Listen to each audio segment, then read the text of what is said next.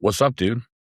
How you doing, buddy? Cannot complain, man. You're on a little bit of a generational run right now, so I wanted to get you on while I wanted to strike while the iron was hot. Although I will say, and I mentioned this to you before, I was hoping to get you after North Americans, just because there could be another pro card in the works. I've got a good feeling about that one, man. So I got a good there's feeling about it too. the amount of density that he has on his frame in comparison to other people is just insane. It's kind of one of those freak factors when it comes to like how the muscle tissue sits on the body. And like and to be honest with you, like when we had him for Denver, I'm like, dude, you look like a tick that's about to explode. That's literally what you look like. So Yeah, uh, so it'll be fun to see kind of what happens as we go into North Americans. Obviously, kind of use the next 3 weeks to just refine and improve the look. Even all the judges out there, we actually had one of the Olympia judges out there kind of go up to him and talk to him. He's like, you really don't need more conditioning. You just, control your waist and so on and so forth. But my signature is always bringing people in nice and conditioned. So I want to make sure he has that next level conditioning.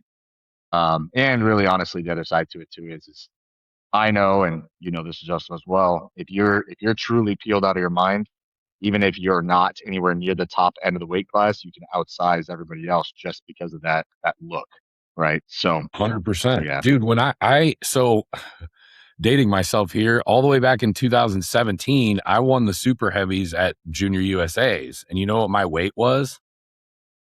Just take a probably guess what my weight was. probably right at what, like 226, 227. Exactly 226. I Yep. remember I weighed in, I got on the scale. I was like the last person. Like my travel day getting down to South Carolina was all goofy. So I got to check-ins at like the very end, and there was like literally no one even in there. Everyone had already been checked in. And I get on the scale and I'm right at 226. And the guy that weighed me in was like, damn, man, do you need to go? Like, you got a little bit of time if you need to go sauna or, do something to drop that extra 3/4 of a pound. And I was like, I'm good. He's like, are you sure? Like, you're going to be a super? I'm like, I know. I was planning on that. Yeah. He's like, I Yeah. mean, okay. And I'll never forget, I won the super heavies at 226. And I talked to all the other, there was only 3 other dudes in the supers that year. And I talked to all of them. The guy who took second was 271. The guy who took third was 248. And I had just beaten him like a couple weeks before at the Kentucky Derby, same thing. And the guy who took third was 258. So these guys technically on paper dwarfed me, We're talking about over 30 pounds, the guy who took second. But it doesn't matter. Like, if you can out condition them and still come in full with a more complete physique, you still look better. Yep. Yep. 100%. So Well, and that was the super heavy that was at Denver because that guy was a good bodybuilder. And in the overall with Trevor really didn't look like he was that outsized, but that guy had probably 15 to 17 pounds of stage weight on him, if not more. So I mean, he it was just in goes to show shape you, too. yeah, yeah. Oh, he was in great shape. Yeah, I So saw the pictures. yeah, so it just goes to show you. I mean, it's the same thing when I turned pro this last year. Um, you know, Turning pro in the heavyweights, I was 215 on stage, right? So I Yeah. wasn't even the top end of the class. And so, and then the really eye-opening experience when I went and did my 212 pro debut, seeing these guys and they're, not a single one of them is anywhere near 212. They've all got like 10 to 15 pounds to go in the class, Yeah. but they're 5'2". And so that makes a big difference. But, again, I think, and this is a mistake I'm sure you did this too in your early career. This is the mistake that I made early on in my career and early on in even coaching careers. I brought people in too heavy when they should have been more dieted in or more pulled down. And the counter argument to that too is I've also done it where I've over dieted people way beyond what I should have before too, right? So, that was a question that I've been asked a few times because Trev is going to end up being, probably about somewhere in the realm of like 8 to 10 pounds above light heavyweights when he steps on stage. And they're like, well, why wouldn't you just pull him down? I'm like, because that will destroy his look. I understand, when you're that conditioned, you can't pull off 8 pounds and still have the same look. It's not gonna No. not gonna work that way. No. So yeah, But again, that comes from experience of doing this for as long as I have, and as long as you have. When you can see that in the physique, you already know. You're like, it's not worth. Juice is not worth the squeeze at that point. It's not at all. No, you just come in where you look best. Like if it was always about being the heaviest or the biggest or whatever, then super heavyweights would win every single overall. And I mean, I won't say they rarely do. Sometimes they do, of course, but like, we've seen middleweights win overalls. And it's like if a dude that's 176 or below can beat a guy that's over 225 and a quarter, that just goes to show it's about who has the most complete physique and who has the best total package. It's not about how much you weigh. And again, what you were just saying is exactly what I did at Junior USA's. Could I mean, technically, it probably wouldn't have changed the look that much if I would have just sucked down that 3/4 of a pound or whatever. But at the same time, it's like, but why? Like I look my best right now. I'm just going on stage the way that looks, and it wouldn't have changed. It wouldn't have changed anything. Um, so yeah, I'm very much in agreement with that. And anyone who's got any amount of experience as a coach or a competitor would understand the same thing. Yeah, yeah. It's always just the. I think it's more so the mind game that plays with it, right? Is oh well, we can come in at the top of the class and so on and so forth. But it's like, I mean, I made that mistake at USA's what 2 years, not the previous USA's, but the one before that, where I sucked all the way down to a light heavyweight. Now, granted, I had gotten COVID like 2 weeks out from the show, so I was already like 5 pounds within range, and was like, yeah, whatever. But doing that, it made it so I was completely flat, and so I already have a wider waist for a guy, anyways. So when you completely flatten out, there it destroys your entire look, destroys everything you have. So Percent. so yeah, Yeah. So part of the reason I wanted to get you on is just like I said, you're on a crazy run right now. Like you turned pro back in November. You just turned Jordan pro. And then, like I said, we don't know what's going to happen with Trevor, but the way he's looking right now, I would say he's definitely going to be in the running at North Americans. So, for sure. uh, yeah, tell me, here's the big thing. And this is like where I think I relate to you in the biggest way is like, these are essentially like homegrown dudes, like these are dudes, they're all from your hometown. Yeah. Yes. Yeah. Yeah. So they're both from here in Omaha, Nebraska. And the other part that I'm like super like proud of and happy with is, both of them have been with me now for 3+ years. I mean, Trevor's been with me for 5 years. Jordan and I were on that journey for over 3 years. And the part that I enjoy about that is because it took me forever to get pro, right? But the thing that I like about that is I'm not taking like complete genetic anomalies and just walking them into shows and winning shows.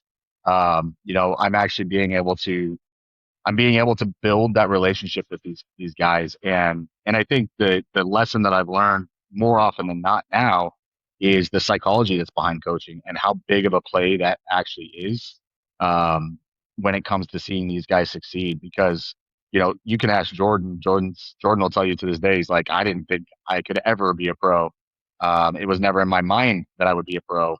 And it just takes the right person coming along and just encouraging it and showing them and kind of giving them that pathway. But, you know, that's probably one of my favorite things is being able to take somebody that's like, you know, doubted or not actually like seeing what their physique can go to for full fruition, and then being very strategic about how we actually accumulate muscle tissue to give them that look, rather than some of these genetic anomalies that come out of nowhere where it's like they got this tiny tiny waist and just muscles that fall off their frame, and we see it all the time, right? Yep.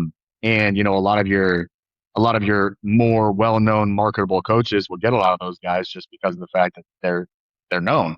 um, and I personally like to work with the grinders. I like working with the guys that have to just kick the shit out of themselves for years to make it so that they can actually create the physique that's going to be a pro level physique. So Yeah. it's been very cool to see and very fun for me. And then also the other side of that too is you know, um, Jordan is the first classic physique pro in Omaha, Nebraska. Amazing. Um, and then myself and Reagan, and possibly Trevor will be the only bodybuilders from Nebraska. So it's pretty cool to see that.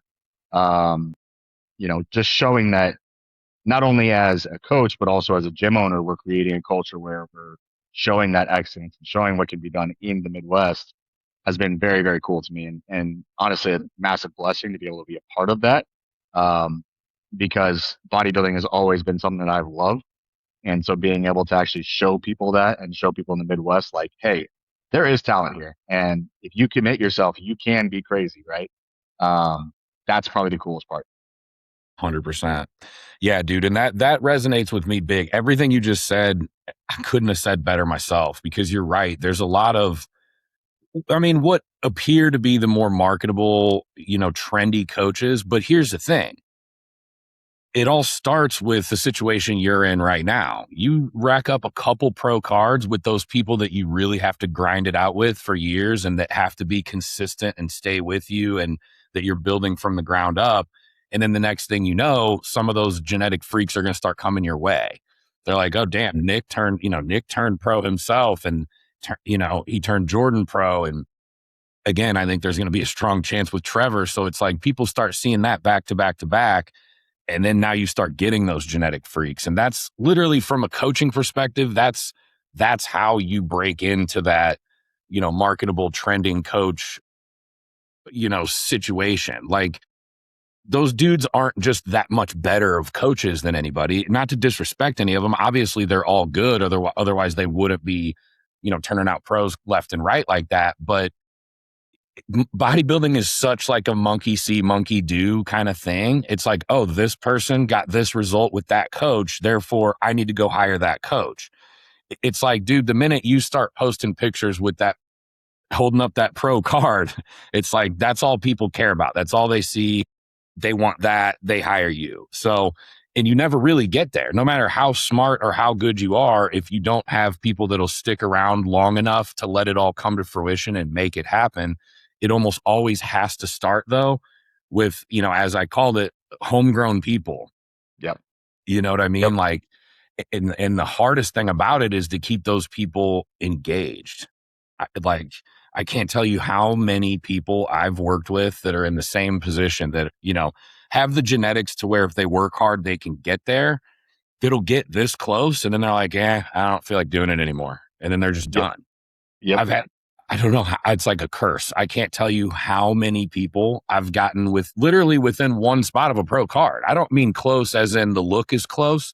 I mean, like they've literally gotten one spot from a pro card and then been like, not going to Yeah. do it anymore, or I'm just going to try a different coach or something at this point. And it's like, okay, start over. You got to get another one and see if we can get it with them. So, Well, and I mean, on that front, I mean, what I would say is this is it is the again, I think that's the other part that I kind of alluded to earlier is a lot of it comes down to psychology and also the relationship that you build with the athlete. Because, like for instance, with Trevor's show in Colorado, I had two guys competing on the show. Did I have to make that trip? No. But he's like a brother to me now, right? And the same thing was with Jordan, right? And so I think the biggest thing is more so, you know, in order to get somebody to put themselves through that for so many years to make it happen, and especially in bodybuilding, right? Like bodybuilding is an endeavor that takes a long time to turn pro, especially even if you're genetically blessed. I mean, you can see it at the top level. These guys, some of these guys that are even genetically blessed, they might do 4 or 5 or 6 national level shows before they even turn pro. Um, and so it's an aspect of like from a coaching perspective, what I've noticed is it just has to be where in order to get them to continue to keep going after it is you have to just build that relationship and also keep them out of their own head, right? Like I am not a person, you can ask any of my clients, I am not a cheerleader. I do not cheerlead on people and like rah rah, like that's just not me. But at the same time, I also understand the benefit that comes from giving those kind of like small wins along the way and reinforcing that, but then also creating that relationship that's an open relationship where you can kind of walk through, what does it look like from point A to point B, right? And how long is that process really going to take? Because I think there is this delusional mindset that you can get there in a very short period of time, and it's not true. And it doesn't matter. I mean, trust me, I've personally been my own lab rat. It doesn't matter how much you take. It takes time. It doesn't matter. Yes. Yes. And that's the hardest kind of concept, especially for the younger guys that are coming up right now. The hardest concept to them is, they'll come to me, and our first consultation, they'll come to me and they'll be like, I want to be pro. Yeah. Cool. You got 3 to 5 years to turn pro, because that's what it's going to take if you want to turn At pro. least. Yeah, At right. least. Right. Yeah. And the individuals that are committed enough to do that are very few and far between. It's just the Big truth. time. And so when you find those people, those are the people that I invest in. Those are the people that, like, if you're going to give me the effort, you're going to give me everything you can, I'm going to give you everything I can too. Right. 100%. And I think that's the key here, right? It's, I've had a handful of people that I've worked with over years that all were in the same area, very close striking distance, could have done it, had the genetics to do it, had the, like, and some of these people maybe followed the plan 90%, not 100%, and still could have made it happen, right? Yeah.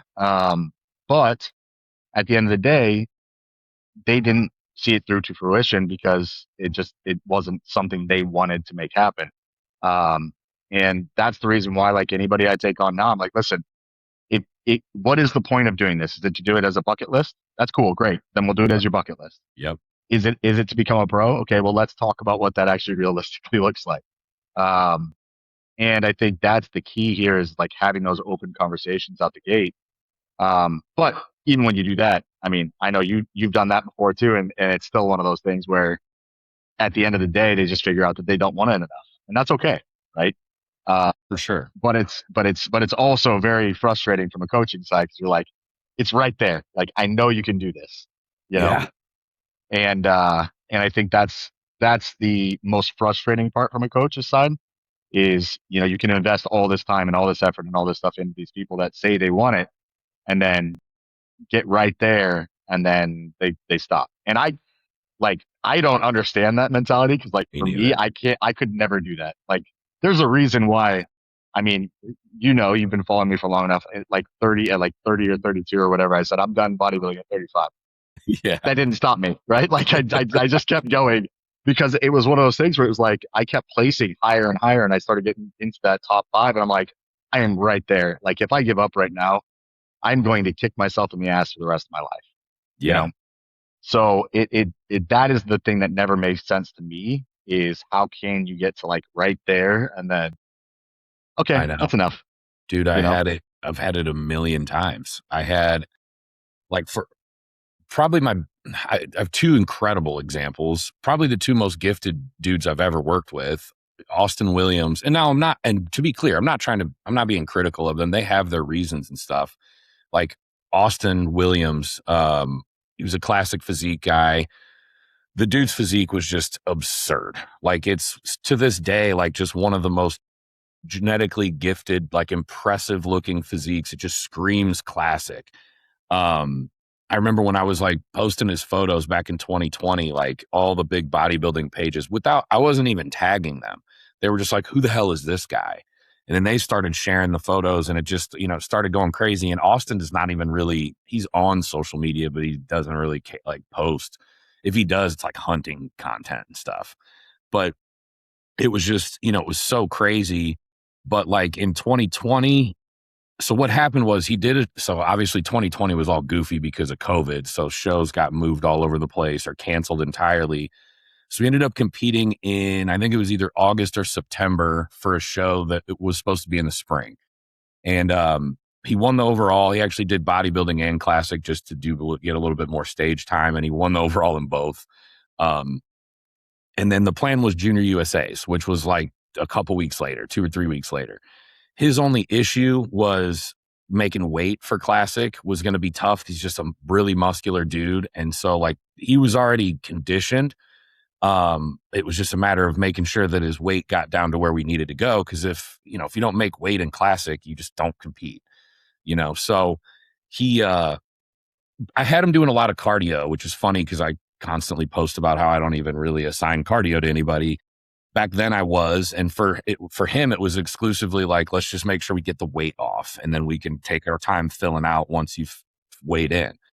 Well, anyway, he's doing his cardio and he was wearing, and I didn't tell him to do this, but he was wearing like layers and layers and sweating and sweating. And that his whole thing was, if I sweat this out, we'll get the weight off.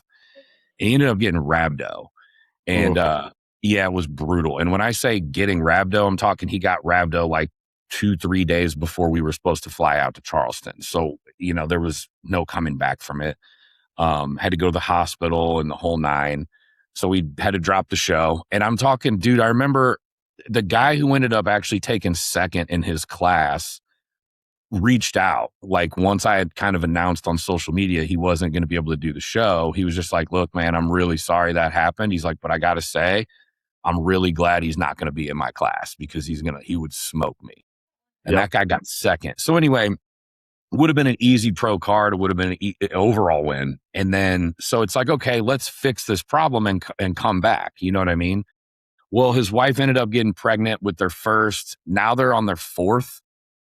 We talked about it just recently. We keep in touch. He's like, business is incredibly successful. I've got I got my fourth kid on the way.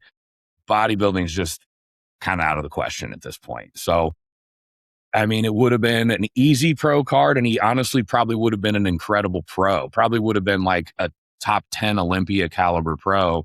And just family came first. And so he just never did it again. Had a guy, I'll make this one much quicker. Blake, young dude, at 24, went to nationals. First time doing nationals. It was actually his second year ever even using really minimal PEDs.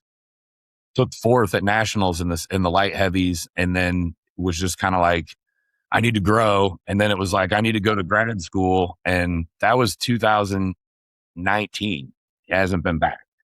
So it's like, man, you're literally right there. Just come back and do it. It's not, everyone needs to grow.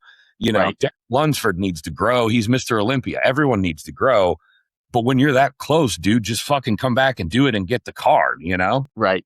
Right. Grow. Well, and then I was going to say, take the next 3 to 4 years and then come back and become an actual legitimate pro down the road. Right. It's that simple. Yeah. Yeah. It's very interesting to me to see, the longer that I've been in sports, and this isn't just bodybuilding, this is sports in general, is the amount of individuals that are just genetically blessed, and yet the effort and or commitment is just subpar on every single one of their parts. Yeah. Like, I'm not talking crap on most people, but that is literally what I see 9 times out of 10. You see those kids that are in the gym that are just genetic anomalies. You're like, I guarantee this dude probably eats like 3 meals a day and maybe trains three times a week, and looks like he's been on, more gear than most people in this place. And those are typically the ones that literally would never take it anywhere because of the fact that it's come to them so easy. Right. Yep. They don't have to work hard because they just win anyway. And so they're like, I can just show up.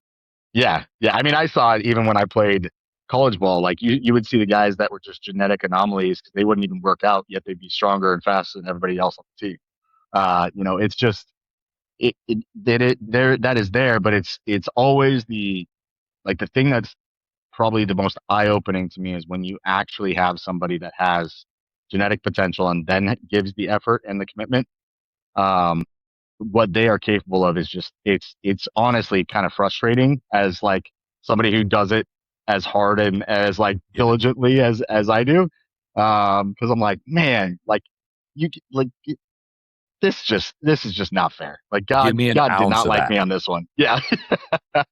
Exactly. Yeah, dude. Yeah. Well, I was a college basketball player. So it's like when you're 6'10", from the time you're a little kid all the way up till like college, you don't have to try. You're just, you're 6'10", until you get around a bunch of 6'10" dudes that work really hard. And then those are the ones going to the NBA and get signing multi-million-dollar contracts and shoe deals and whatever.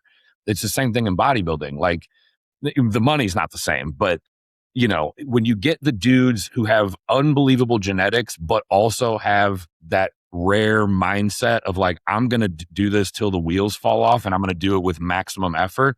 Well, there's your guys that you're seeing in the Olympia every year. Yep. Yep. 100%. Yeah, and that's what it takes. Like to get to that level, it really requires both. And there's a lot of people who have neither that really want to get there. And it's like you got to do more than like want it. You actually have to follow through with the things that you need to do to get what you want. And if you don't have the genetics, even if you do that, you're probably still not going to get there, unfortunately. But you can at least go as far as you possibly can. But if you have the genetics, it's like, dude, just lock the fuck in for the next decade and you can go as far as you want. But again, when it comes that easy, it's hard to flip that switch and say, all right, I'm really going to go for it. Oh yeah, yeah. Well, I mean, the crazy thing to me is I think there's kind of two arguments that can be made here, right? And I think one of those arguments is the individuals that are genetically blessed, from what I've seen in the past, also that lack of work ethic that comes from that also kind of translates into other aspects of their life. So they're typically the ones that don't have the money, they don't have any Yeah. funds, they don't have, you know what I mean? Such a Um, great point. Yeah. and with that, the other side to it too is like that's the conversation that I have with a lot of these younger guys that are so eager. It's twofold. Number one, I'm like, okay, listen, first and foremost, financially, you need to be in a place you can actually afford to bodybuild because it is not cheap. There's nothing cheap about it, and I can tell you right now, you will not make money doing this, and if you do, it's not going to be enough to even cover what you're spending on it. So it doesn't matter. Um, and looking back on it now, like even this last weekend in Denver when I'm watching them compete, I'm like, after I've now turned pro, I'm like, man, I kind of just want to go back to being able to compete at that level again. More Yeah. so because the fact that like it's twofold. In the 212, there's only like five or five shows in the United States a year. So like you really don't have many options. And then number two, the other side to it too is like that journey, and I've said this before, but that journey and the process is what I've always loved about bodybuilding. It's not the actual like wins or pro status. I never chased that. I chased the process. And there is something that needs to be embraced about taking that time and doing that process over and over again. Um, and being in those shows and kind of feeling that win and loss at the same time. Yeah. Because when you get to the pros, like this is what I tell the young kids, I'm like, I don't know why you're rushing. Because when you get to the pros, you're starting all over again. Yeah. And You're going to get smoked. and you're gonna be lucky if you ever even get into the top five. Like that Right. is just the truth. Yep. And so it's one of those aspects of like, I don't rush this process. Don't rush to that final place. And, you know, to the argument about, growing super fast and just the ridiculous amount of PED use that I'm seeing in younger kids. I know. I'm like, guys, you can literally see the difference between a body that's built on drugs and a body that's built on hard ass work over time. They are completely different. The muscle looks different. The way everything looks different, right? Um, and so I'm like, again, I am going to always, and I've lost clients because of this too, but I'm always going to be like, listen, this is a long road. This is not a fast. I'm not going to get you there super fast. I'm not going to try to force this as fast as possible. I want you to live beyond 40 years old personally. Yeah. And I know that bodybuilding is something that you're only going to be able to do for 10 to 15 years tops. It's probably what you're looking at. I'm a blessed person. I've been doing it since 2010 and I still have a pretty clean bill of health. And that's just because I've been smart the majority of my career. But at the same time, it's one of those things where it's like this idea to rush to put on all this muscle tissue to become a pro. I'm like, you're doing it because you want for lack of better words, clout and 100%. the ability to put in your profile. I'm an IFBB pro. I can tell you right now, I turned pro. It didn't change a damn thing for me. My business didn't grow faster. I didn't get all of a sudden people coming out of the woodwork to like pay me sponsorships or do whatever. That's just not how it works. And I have a bigger following than 90% of these young kids that are trying to do this. And so I'm like, guys, take your time, understand and enjoy the process of this, not the end goal. Because I can tell you right now, you get that card, yeah, you're going to feel on cloud nine for about 2 days. And then after that 2 days, you're like, all right, where's my next fix? What else am I going to try to go for? Yes. I say it all the time too. And it doesn't, from me, just because I didn't turn pro, missed it by one spot and the same show that you got it. It's like, I don't like to say it because it just makes me kind of sound bitter or whatever. And I just don't want to give off that perception, but you're right. Like the amount of friends I have that have turned pro, it's like astronomical. Like half of my friends are pro bodybuilders. You get the pro card, and like you said, you get that big dopamine. Like I did it. Like I fucking did it. I like won my Super Bowl. And then like a couple days later, you realize, oh yeah, my life is identical to the way it was before. No one else really cares. Like your immediate bodybuilding circle will shoot you a congratulations message. And that's about what you get. You get, like you said, about 2 days worth of people being like, hell yeah, bro, you did it. And then it's over. And I feel like people assume there's going to be like a ticker tape parade for them and a big signing bonus and interviews with all the big big networks and stuff. And it's like, nah, dude, you're getting a trophy just like you're going to get at a local show. And now you got a, what is it, $300 bill to actually like purchase your actual physical pro card or whatever if you want to compete. So it's like, again, that doesn't take away from the accomplishment. Like you put in 15 good hard years to accomplish something that very few people ever do. And so like internally, that's the win. Like that's the, it's not, I think people assume there's going to be a bunch of external validation that comes from it. And I've never seen it. You know what I mean? I've never seen anyone experience that. Now, when you get your Derek, like I've known Derek Lunsford since he was like a welterweight and nobody knew who he was. And some people like that are a little bit of a different story because it's like, you already know it's just a matter of when they get on the next pro qualifier stage that they're going to get the pro card. And then you just can't wait for their pro debut because they'll probably win that too, which is exactly what happened with him. And then he was like top 4 or 3 or whatever at the Olympia a matter of weeks later. That's like the 0.01% of the 1%. Yes. That's like, if you're looking at that, assuming that's going to be my journey, sorry, it's not. Well, let's be real here. How many pro bodybuilders have won not only 212 but also the Open? One. Well, right. I guess Hottie would have, but he never did the 212. Yeah. So the answer is one ever. Right. So I mean, that's how you got to look at it. I mean, again, and you're talking.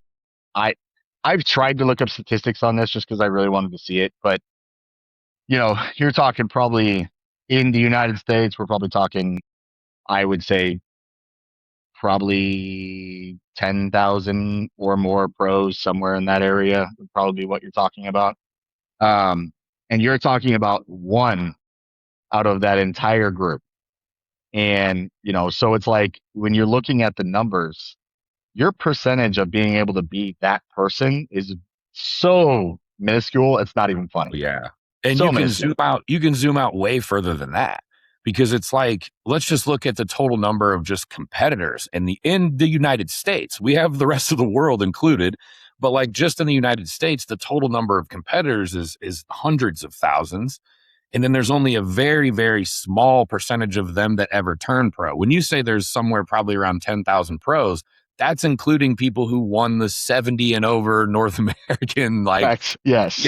Those are pros, but it's not quite the same thing. And then you've got the rest of the world. So the point being, even just to get the pro card, you're like a part of the 1%. And then once you get there, to get beyond that, to like win a pro show and qualify for the Olympia, that's another like less than 1%. And then to win the Olympia, like we're talking about like winning the lottery type odds, basically. Yes. Yeah. So like if that's what you're assuming when you're getting into the sport, you're assuming that you're going to win Powerball. So like, you think your odds are that good? I'd go buy a Powerball ticket before I'd try to be a bodybuilder. Well, I'd hope to God that you have the God-given genetic benefits straight out the gate and a work ethic that's higher than anybody else. Exactly. I mean, that's the only way. Because I mean, if even to this day, watching Derek and like how he trains and his mentality and how he talks, people might think, oh, he's arrogant, whatever else. No, that's what you have to be in order to be at that level. Like if you're Yes, gonna be, you have to believe that you're gonna win every single time you step on a stage. Otherwise, you'll never be that level. That's just the truth. I mean, it's the same thing in any sport. It's the same thing with everybody that was at the top of every one of their sports. Everyone around them was like, man, he is an arrogant asshole, and everybody that knows him individually is like, no, that's just what it takes to be that good. It just is what 100%. it is. Dude, and that applies anywhere. First of all, like everything you're saying is like, it just reminds me of back in the day with Phil Heath. Everyone hated Phil Heath. He was the most arrogant dude. And I'm like, what is he supposed to be? Like he's the best in the world at something. But it's like, some of the people who I don't want people to take this the wrong way because it's not really about this, but like some of the people who I admire most, or at least let me just say this, people I'm most fascinated by are people like Kanye West, Donald Trump. I'm not even a Trump supporter really anymore politically. I did vote for him in the last election, but as of what right now, I'm not even a big fan of anything he's doing. However, just as like a human, I'm fascinated by him, and I'm fascinated like Kanye West. I am a giant like fanboy, always have been for 20 years. But like people like that, those are the most arrogant human beings on earth to everybody else. But also they're the most successful people on earth. They've both like the dude won 2 presidential elections as, a guy who has no political experience. Kanye West, despite just being destroyed by the media every single day of his life, is also a billionaire and is able to market things that no other human could possibly do to the same degree that he has. And both of them have that I am the greatest mentality. And if they didn't, we wouldn't even know who the fuck either one of those people were. It's the same thing with Derek or Phil or like any of the best. LeBron James is another great example. Michael Jordan, if you want, everyone likes to do the little debate, especially with me. That's like my MO is debating that, but take either one of them. They were both that, they had that mentality that they knew they were the greatest on earth and they acted upon it. And guess what? They were, both of them, all of those people. So you have to be a little delusional, even if you do have everything, because if you don't, you're not going to become the greatest. It's what it takes. Yes. Yeah. Well, and again, I think that's the other side to kind of what I talked about earlier is the more that I coach, the longer that I coach, the longer that I'm working with people, the more I'm like, man, this is such a psychological warfare more than it is anything else. It's getting that person to get into, now I'm going to use this because this is a good term, but it's getting that person into a Donald Trump mindset. Yeah.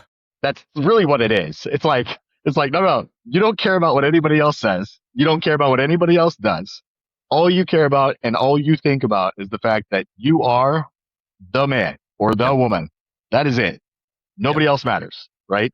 100%. And to have that, I mean, to win at that level, that's what it takes. It doesn't, you can't have a single doubt in your mind, because if you do, it's going to come across. And I will say this, like even when it comes to, bodybuilding, that is honestly the one thing that I've really started like instilling in my people is when we're backstage, I'm helping them visualize the whole time, because I can tell you right now, even as somebody who's judged shows for years, there is something different about somebody that walks on stage that has confidence in who they are. Even if Yep. they don't have the best physique on stage, they can walk on stage and be super confident in what they're presenting. And they can literally outpose somebody else and draw your eyes to them to the point where you're like, 100%. that person could win. Okay. Right. Like, Dude, I have a story on that. So first time I ever went to the Olympia, it was 2016. And there was a lot of question about whether or not Phil was going to still be the man. Like, it was like, is this the year that he gets dethroned? It was a pretty huge lineup. I don't remember everybody, but like Dallas McCarver was up there. Justin Compton was in his prime. All the typical guys from back in that era. I think Roden, and anyway, lots of dudes. So I'm at the show. Everybody's coming out originally doing, their little what is it, 60-second free posing to start prejudging before they start comparing anybody. And it's just one by one. Every dude comes out and it's like, damn, he's on. Damn, he's on. I think Rami might have been there. I'm like, he's on. Everybody's on. And I'm like, dude, this could be the year that Phil gets dethroned. And Phil was the last guy to come on stage. And that motherfucker walked out on stage as if there was no one else in the building. The most confident look I have ever seen before he ever even hit a pose. He knew he was smoking everybody. And the second he hit like a front relaxed, I was like, I started dying laughing. I was like, it's over. No, nuts. Yep. No one's even close. I thought everybody was on, and they were. And the second that dude hit a front relaxed, it was like, we don't even need to do any more of it. This is over. Like everyone else is competing for second place. And that's exactly what happened. He smoked everybody. And it was like, do you want to talk about psychology? You also have to think about the psychology of the judges that are sitting there watching that. It's like when you see a dude walk out there with that kind of bravado, like, nobody's touching me, motherfucker, and then hit that first pose and then continue transitioning and hitting everything else and just nailing it. It's like, even as a judge, you get goosebumps thinking like, fuck, this dude's so good. Yeah. You know? Yep. So Yep. yeah, I couldn't agree more. Yeah. Yeah. And I think, again, I've seen it in multiple shows now where that's come into play, right? Like it's been, your top three people on that stage, and you might not agree with the person that wins in first place, but especially when you get to like the national level or even the pros, to be honest, it's one of those things where it's all apples and oranges at that point in time. Like everybody is everybody's in great shape for the most in the top five, I would say. Of course. Everybody's Yeah. in great shape. Everybody's got crazy amounts of muscle tissue. Everybody looks the part. So it's really about like, okay, who had that confidence walking out on the stage to just blow everybody off the stage, right? And I mean, I think the counter to that is one that I can think of is BPAC. So BPAC was never like the most beautiful physique, right? But he could hang if he Yeah. came into the shows, he could hang. And I can't remember what show it was, but I remember one show. I remember watching him walk out on stage. I was like, this dude's already defeated before he's even not on the stage. Yeah. Like, you know what I mean? And you can see it in the competitors when they step on stage. You can see who's been looking backstage and be like, oh no, here we go, right? Um, and so I think that is something that's overlooked a lot. But one of the greatest coaches in bodybuilding of all time is Hani Radbad. And Sure. Hani will tell you, if you actually listen to him talk, 90% of what he does is mental stuff with his people. Sure. He is all about the mental aspects of things, in like envisioning where you're going to go, doing all of that. And then on top of that, the nutrition and everything else, right? Sure. But at the end of the day, like if you do this for long enough, nutrition is nutrition. It's all very similar. You're finding what works best. Honestly, at the end of the day, what works best for the person's digestion and what works best for that person individually. That is literally all you're trying to figure out. And then from there, it's just basically teeter-totting things based upon the look that you're going for, right? And so, I think after you do this for long enough and you understand how the body responds and understand what you should do and what you shouldn't do, then a lot of it does come down to the psychology of things being like, no, you are good enough to do this. You can make this happen. You can get there. And just reinforcing that and reinstilling that in somebody's brain until it comes to fruition, especially because I don't know, I've seen it time and time again. Majority of the people that I've worked with, it's like 90% of them got into bodybuilding because they were insecure about something. Sure. And so, I think that's they most need, people. I think that's a Yeah. majority of people. Yeah. 100%. And so they need that extra encouragement and that extra support of like, you can do this. You are what you think you can be. Right. And so that's a big portion of coaching that I've really been diving into a lot more is the psychology side of things, because that's it even helped in my brain being able to actually like visualize and everything when it came to like turning pro. I stopped worrying about looking at anybody else or thinking about anybody else or whatever. I just worried about my own path, what I was doing and how I was going to present it. That was it. Yeah. And that changed the game, for me personally. And so I'm like, okay, that's a lesson I need to instill in everybody else. Is At the end of the day, in bodybuilding, you don't control who shows up. You don't control what you control is your look, and you can destroy your look if your mind is not right. Dude, the probably the most powerful peaking mechanism is showing up on stage without a massive amount of anxiety. My buddy Mike White, the dude is unbelievably brilliant when it comes to drugs, basically. And I don't mean that he's like a big drug pusher. I just mean that he's like, he could run circles around any doctor when it comes to whether it's peptides. He owns a peptide brand, um, peptides, PEDs, whatever. But a lot of his content is centered around stuff like that. But him and I were talking one day and he'd mentioned how like probably one of the best drugs.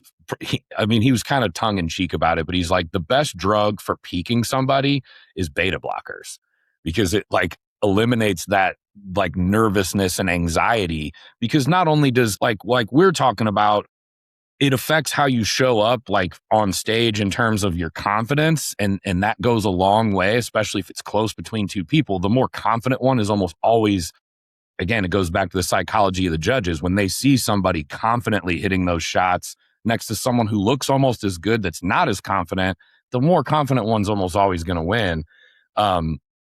But yeah, it's literally like the psychology of it also leaks into the look.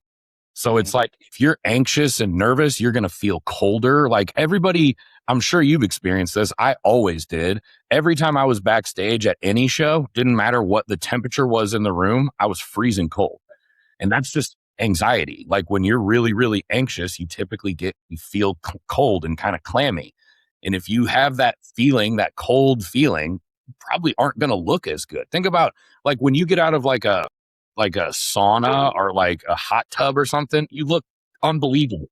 You're vascular, like your body's in more of a relaxed state. You look shredded. Whereas if you're freezing cold, all of that goes away. And psychology can absolutely impact that. Like if you are anxious and nervous and like not sure of yourself before you go on stage, you're literally going to feel physically cold. You're probably not going to get very much of a pump backstage before you go on. Vascularity is going to disappear. Your muscles are going to be, just like tighter. It's hard to mimic that look. Like think about like when you wake up from a nap, when you're like a week out from a show, you're like under some blankets and you're comfortable at the house. You go look at yourself in the mirror and you just look like an anatomy chart because you're relaxed, you're chill. Yep. It's very difficult to pull that off backstage. And it's like almost 100% psychological. Well, and that's the reason why, like, even when I was with Jordan, and it's funny because as a coach, you can see this backstage. You'll sit there and you'll watch competitors, and you know who's not going to look good on stage because they're up, they're moving, they're constantly, pacing all over the place, whatever it might be. And it's always the guys that are just legs are up, sweats are on, headphones are in. They look like they're sleeping backstage. Those are the ones that end up winning the shows because they already know it. Like they've already got the confidence. They're like, listen, I've already done the work. I already know what I'm here to do. I'm going to take a nap until they call my name and then I'm going to get up and go. Right. That's what I tell all my people. I'm like, you're going to see everybody running around, pumping up for 45 minutes and slamming a bunch of candy that nobody told them to eat back there and Rice Krispie treats and pouring honey down their throat as if that's somehow going to fill them out that much more in the next 5 minutes. Don't do any of that. They're all doing it because each other are doing it and they're anxious and nervous. Lay down, just to lay down until you get lined up and then you can start pumping up and then you'll be good. Yep. Well, I'll ask you this because this is actually something that I probably had a differing view on. But what is your thoughts on how soon somebody should pump up before they go on stage? My take on pumping up is always as late as possible. Like start pumping up right before you're about to walk on stage. The way I view it is, and the way I kind of describe it to my people is, and I'm interested to hear your take on it too. It's the same thing for like the day before the show. So basically like all filling out is just pulling electrolytes and carbs and glucose into the cell so that the muscle looks rounder and fuller.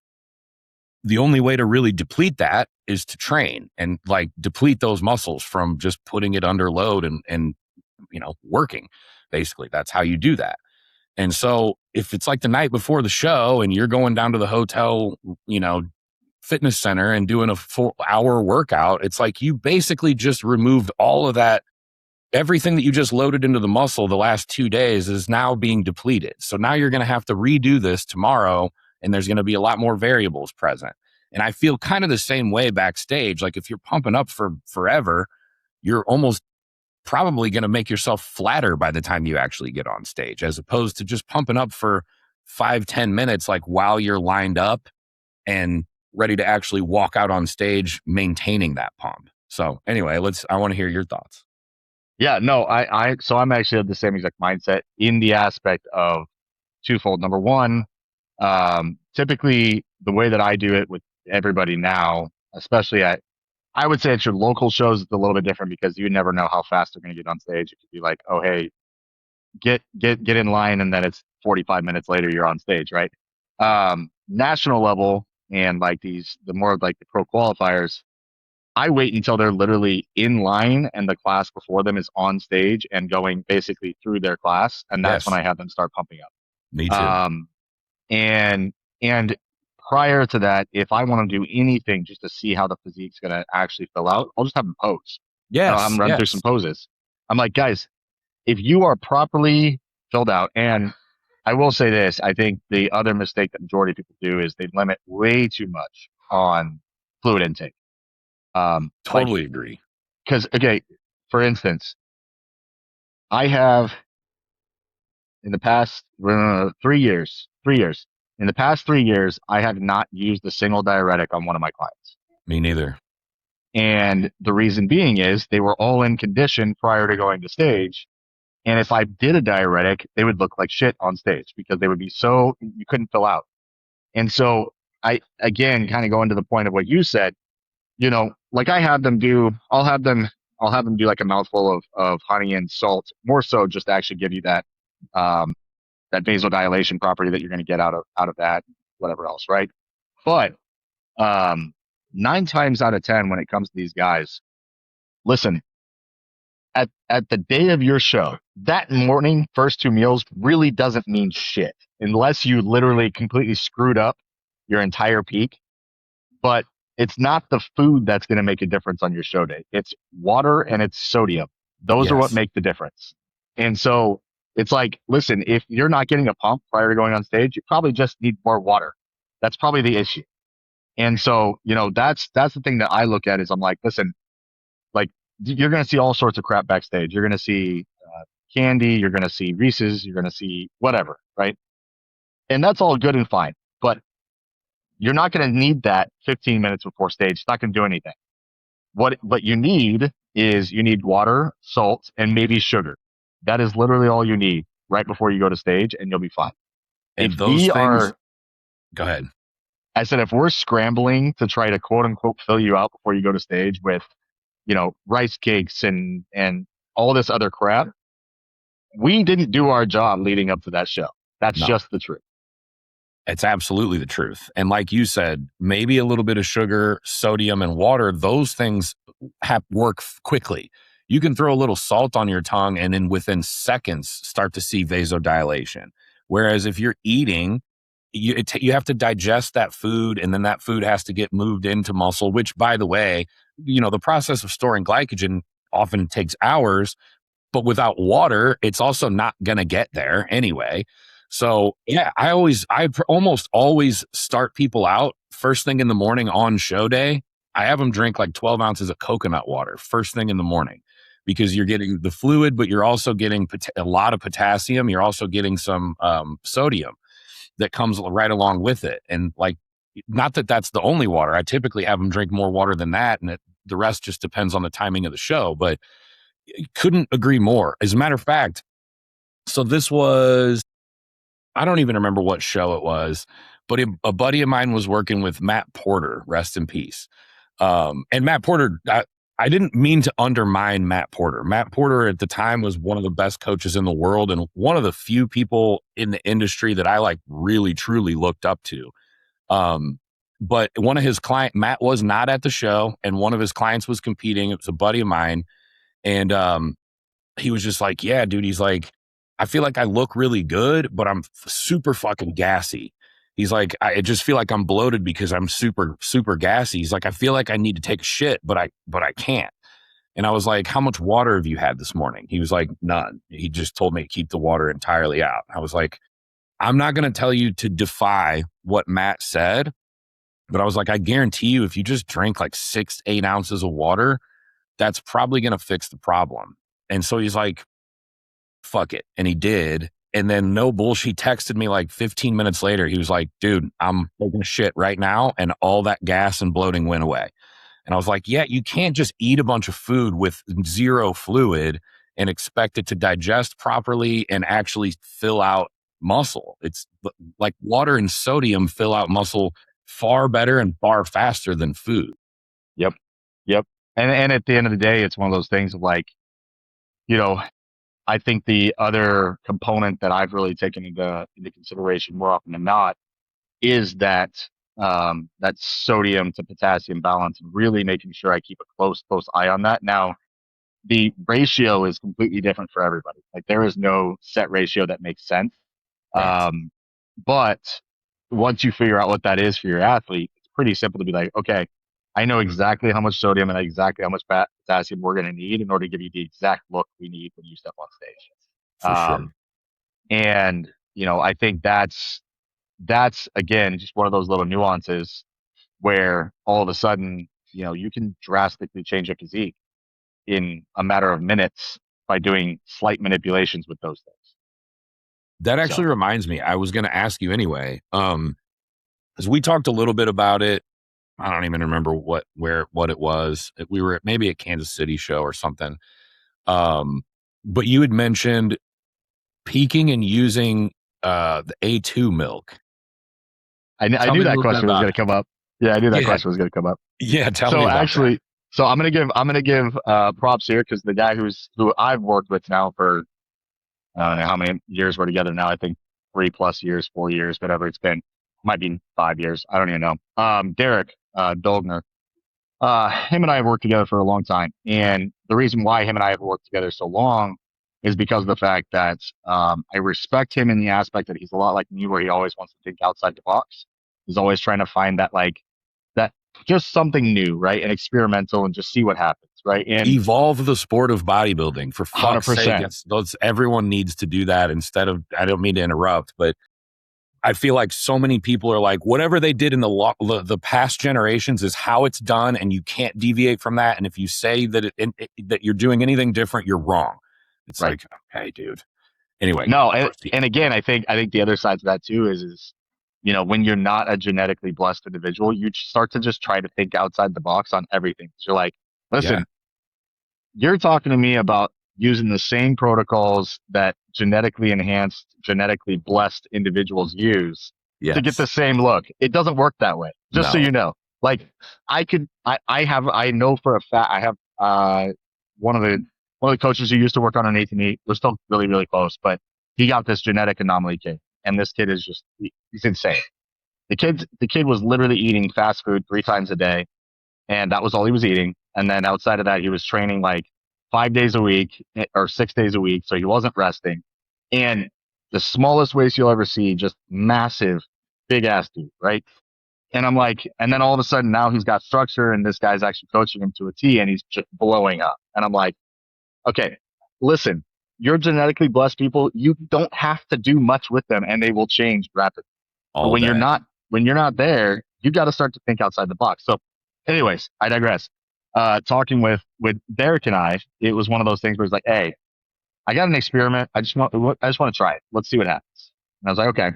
Now I will forewarn, if you cannot handle dairy, you do not do this. Of But course.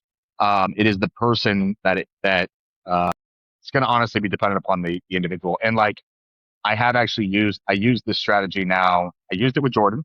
I didn't use it to the extent that I did with myself because his stomach wouldn't be able to handle the amount that I did. Right. And I used it slightly with Trevor, but Trevor's body is such an anomaly. He stays so full. I don't need to worry about that with him.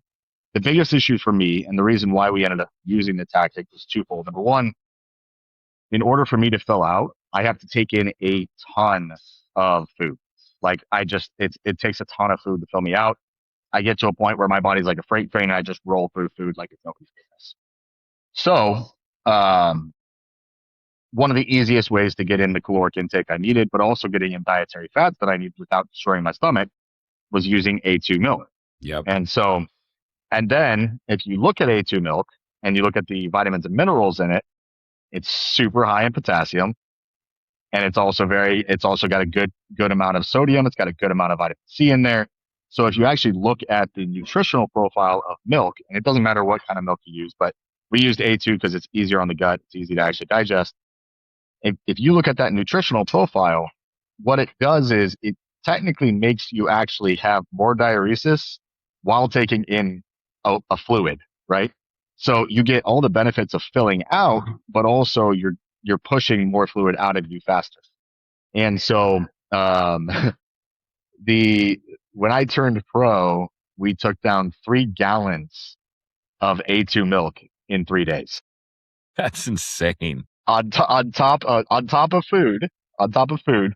So it was 3 gallons worth of A2 milk that we took in for the peak, on top of food. And stomach, honestly, best it ever was. The only time that we ever had an issue was it got to like the fourth or fifth meal on the third day. All of a sudden I started to get a little gas. But to be able to get through 2.5, almost 3 gallons of milk and not have any gas is pretty insane. It is. And also on top of that, what people don't understand is like I was eating, my peak week, I still had Greek yogurt in there. I still had kefir in there. I still had all of these, dairy products that everybody's like, there's no way you're going to be shredded if you have these things in your diet. Right. And it's not true. It is very person dependent. And that is the thing that I love about our partnership together is Tim and I think in the aspect of like, listen, as long as it works, it doesn't really matter. Like there has to be somebody who has to come out of the woodwork and go, sure, let's try it and let's see what happens. And if it works, then now we found a new way. And if it doesn't work, then cool. We know it doesn't work. Right. 100%. And we had trialed that about 4 weeks earlier when I did the Kansas City show. And just trialed to see how my body would respond to it and responded well. And then we went even harder when we went for the pro debut, and took it even more. Right. So I think, it's again, being able to kind of challenge the norms and, that goes against everything in bodybuilding technically. I know. And yet there's still a pro status to prove that it works. Right? Look at the result. That's exactly what I say. Dude, when I post about cardio and like energy compensation and how I don't utilize cardio anymore, people come at my throat. You're full of shit. You're wrong. That's not what those studies say, blah, blah, blah. I'm like, okay. So in other words, you haven't read the studies and you've never tried this. I have. I've read the studies and then I put it into practice with myself because of course it's just, I think you've probably done the same thing. You'll try shit with yourself that you won't try with clients. 100%. And it worked unbelievably well for me. I stopped doing all the cardio and I started looking tremendously better. Came in 15 pounds heavier with the same conditioning, best physique I ever brought at 38, 37 years old. So I'm like, okay, there's definitely, not only is the data indicating that this is the right thing, it worked better for me. So now let me start implementing this with clients, most of which were clients who I used to use a lot of cardio with. And so now I'm got the one-to-one comparison. How'd you look with a lot of cardio? How do you look without it? They all started getting better, tremendously better. And so it's like, okay, this is how I'm going to do things. And then when I post about it and show the proof, in addition to the citations of the research, people are like, you're full of shit. It's wrong.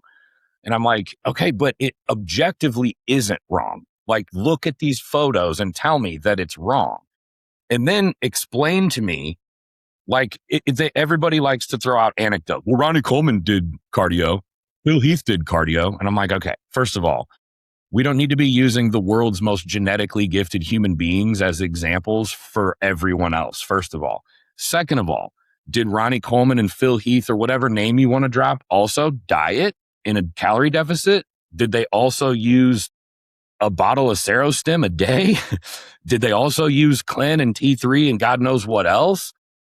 Did they also have unbelievable genetics? Were they also training like maniacs? Like, so which thing caused them to get that shredded? Are you certain that it was just the cardio?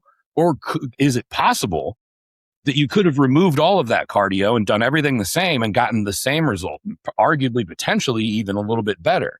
And no one has a rebuttal to that. And it's the same thing with, things like A2 milk or, coconut water is not like a normal, not everybody's doing that either.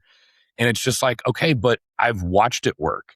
And if you look at like the science of how the human body and human physiology works, it's like you're trying to duplicate the same thing with a bunch of food that may or may not be digested well because of all of that substrate. So it makes what you're saying about the A2 milk makes perfect sense.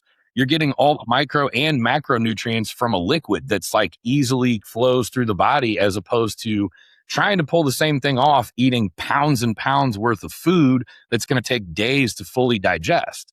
So it's perfectly logical. Well, and the other side of that too is also take into account, and this is the other thing that we noticed as well. My waist didn't have any distension. No, I noticed it too. Because I didn't have the volume of the food in my stomach or in my digestive tract, right? So it's a double-edged sword in the aspect that it's giving you both benefits. It's going to fill you out, but it's also going to make it so you don't get distended from the volume, right? So yes, so it works. It works well. And I'm on the same boat with you. For instance, Trevor, I think his entire prep, the most he's done is like 20 minutes of cardio, right? Like prescribed cardio, right? Sure. But nine times out of 10, majority of my people are just on step downs. And if they're doing cardio, it's like an incline walk. It's not like we're doing anything crazy. Yeah. And the way that I look at that is more so, and again, this is what, for whatever reason, people still don't understand this, but this is what I look at is I am inherently in a prep. I am increasing stress as a stimulus on the system because the stress is going to get me a result.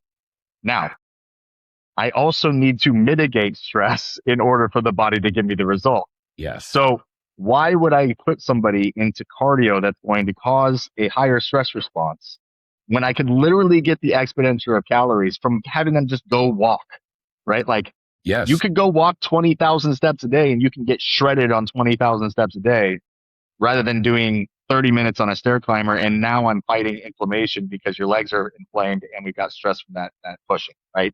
So the only caveat to that is it is twofold. Number one, if I have somebody who's a busy entrepreneur on top of being a bodybuilder, okay, you don't have time. Okay, we're gonna make it work. We gotta do what we gotta do.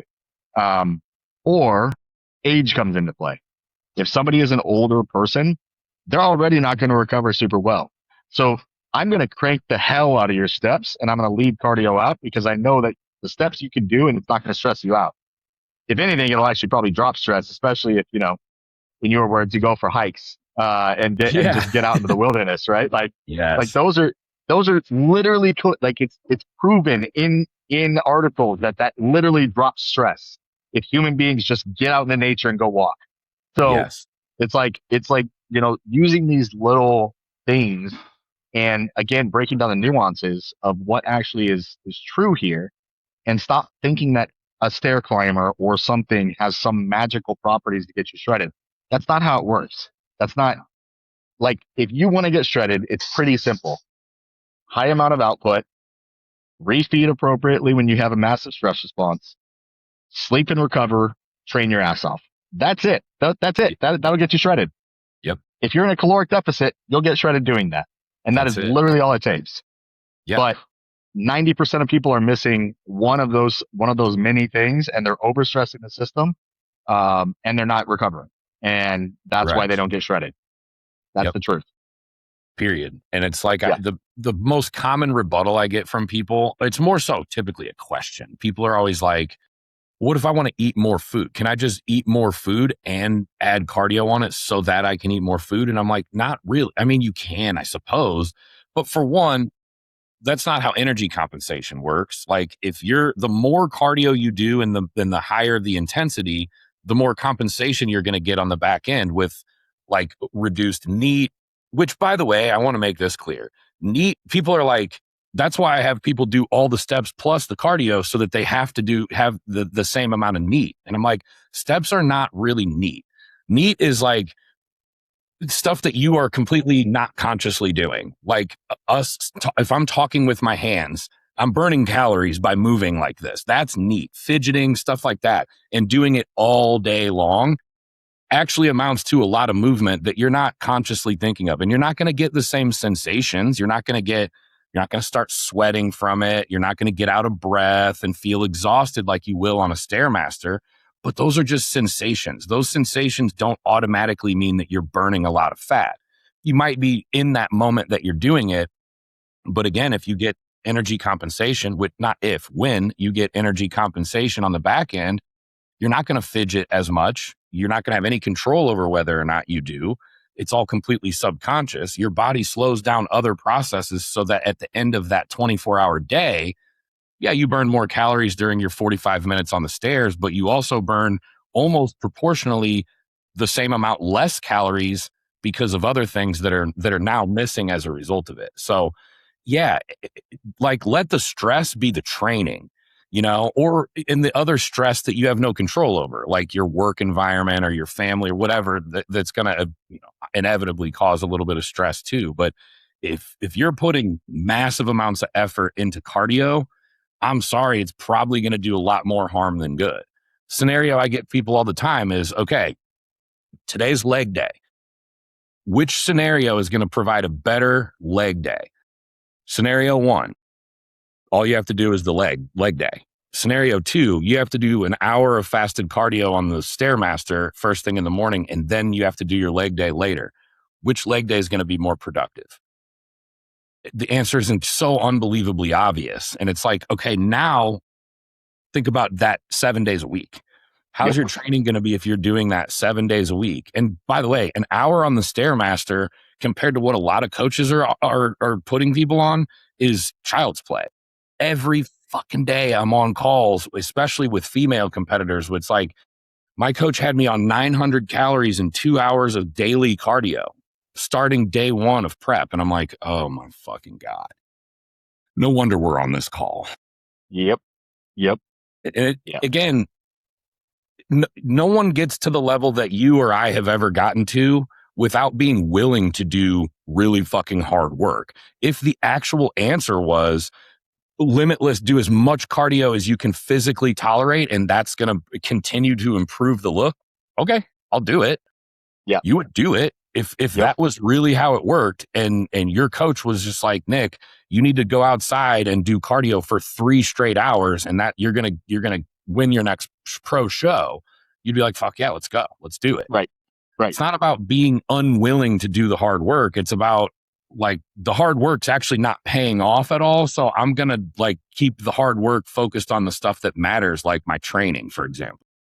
Correct. Well, and I have a very good example of this. I know we're probably getting close to the end here, but but so my first show I ever did, I don't know if I ever told you about this.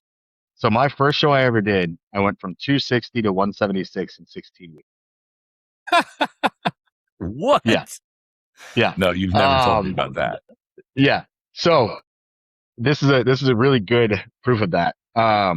Now, granted, I was 20 years old, just about to turn 21 at the time. So my body was very resilient, but at this time, I was a full-time student. I was a personal trainer at a big box gym. So, and I was also working construction outside in the heat of the sun. Okay. So I was doing all 3 things, and 2 to 3 nights a week, I was bouncing at bars. So I was doing security at bars. Right. So the most unideal schedule ever for a bodybuilder. And on top of that, the coach that I had worked with at that time, and this was just a local coach that I obviously, every time you become a first time competitor, you just stumble upon the first person that thinks that you have, potential. Yep. And, he put me on, I was on top of working outside of construction in the sun, and this was middle of the summer. I was doing a hour and 15-minute workout in the morning with him. That was like all supersets. It was just constant. Yeah. Go. Short rest. And then I'd come back after working out in the sun all day long and after burning who knows how many calories. And I would do an hour of 1 minute fast, 1 minute slow on the stair climber intervals. And so I say this in the aspect of like, listen, I got I got pretty damn lean for a first time competitor, Yeah. but I can tell you right now, I probably sacrificed 20 to 25 pounds of muscle tissue that took me then the following 6 years to even get back on To my get frame, back. right? Yeah. And so, you know, 9 times out of 10, when I talk about stuff that I do with my clients and the stuff that I don't do with my clients, it's because my dumbass did it myself. Like Same. 100%. I've already gone this route. I've already tried this out. I know what it's going to do to you. And, and it also forced me to go, okay, I need to educate myself on how this actually works because I don't want to ever have to put somebody through this crap that I'm having to go through myself because it's not fun. It is like you want to burn somebody out on bodybuilding. That is the easiest way to do it. And I understand why, you know, bodybuilding can get such a bad name, especially from females because of the fact of what females are put through. Now, granted, you're going to have to push limits with females because there's such small individuals. They don't have a ton of muscle tissue, so on and so forth. And, at the end of the day, if you've got a 110-pound female, the amount of calories they're going to eat is not near what you would have to eat for a 220-pound male. But at the same time, there is no reason an individual should be doing 2 hours plus of cardio a day, especially interval style stuff. On top of these just asinine workouts that have 50 sets in them or whatever the hell I've seen from some of these coaches. Like, there's just no reason for it. And No. so I get it. I understand it. But at the same time, I think it's, again, when you live it yourself and you understand it yourself, it makes it much easier to call bullshit on other people because you're like, no, I've already done that. Yep. Trust me, it doesn't work. Been there. 100%. That So, was, dude, about a month ago, I had a girl named Ashley Howells on. She's she's actually doing the Olympia in figure. And she was talking about one of her, like, I guess it was her first coach she ever had her do, and I may be misquoting this, but I'm pretty sure I remember it right. It was like 3 hours of daily cardio, including 20 minutes of consecutive lunging. Like she had to do like walking lunges, no weight, body weight, but either way, 20 straight minutes of walking lunges was part of 3 hours of daily cardio. And part of the reason I wanted to have her on, she reached out, I don't know how long ago it was, and was just like, hey, I just wanted to let you know, I really appreciate your content because I've changed my entire approach with cardio as a result of it. She's like, I kind of had to talk to my coach. She works with Justin. I can't think of his last name. I think he's out of Arizona. He's got tons and tons of pros. I think mostly on the female side. Anyway, dude's a great, amazing coach, but she kind of like ran it by him like, hey, the cardio you're prescribing, are you okay with me just switching this to just a step count that I calculate, to kind of make it about the same? He's like, sure. And it's the best she's ever looked. She was like, I never got in as good a shape doing 3 hours of cardio and 20 straight minutes of lunge. Dude, do 60 seconds of lunges and then think about duplicating that 20 times in a row. Hell no. nope. No chance I'm doing that. No. But anyway, yeah, again, it's just a matter like it's the education, the lack of education with most coaches that leads to the assumption that more work and more work and more work is always going to give you a linear result that just keeps getting bigger and bigger and bigger the more you do. It's not how the human body works. Bell curve. Exactly. Everything's a bell curve. 100% it is. You'll get a little bit more output if you do a little more, but at a certain point, you're going to get diminishing returns, and then you're going to start cannibalizing all the important stuff. So anyway, man, well, yeah, it's about time to call. We could do this for probably another 2 hours if we really wanted to or had time to, but Thanks. yeah, man, I really appreciate you coming on. Sure, at some point we'll do it again, but Yeah. good luck in a couple weeks for North Americans? 20 days today. Okay, 20 just under days. 3 weeks. Yeah, well, good luck. I'll be rooting for you guys. I'll say this too. My entire career, never won an overall myself. I lost, I think, to 6 or 7 different light heavyweights in overalls. All of them have turned pro except Trevor. So I'm really pulling for him to also pull it off too, so that I can say the only people who ever beat me in local level shows were pros. Well, I'll make sure I make that a reality. How about that? How about it, dude? Yeah, hell yeah. Oh man. All right, dude. Well, thanks again, and I'm sure we'll talk soon. Sounds good, my friend. All right, I'll see you.